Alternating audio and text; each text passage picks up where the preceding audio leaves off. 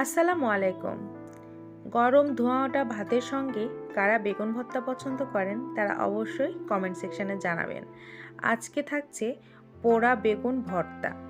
আসলে অনেকে অনেকভাবে বেগুন ভর্তা তৈরি করে, আমি ভাবলাম এই ইজি বেগুন ভর্তাটি একবার হলেও দিয়ে দিই।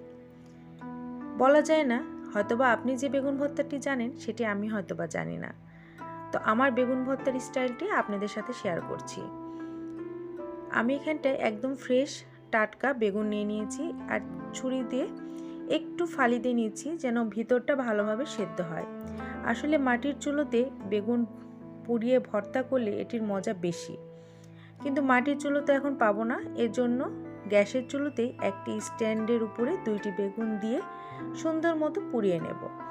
আপনাদের যদি সদস্য সংখ্যা বেশি হয় আর যদি বেগুন ভর্তা লাভার হন তাহলে অবশ্যই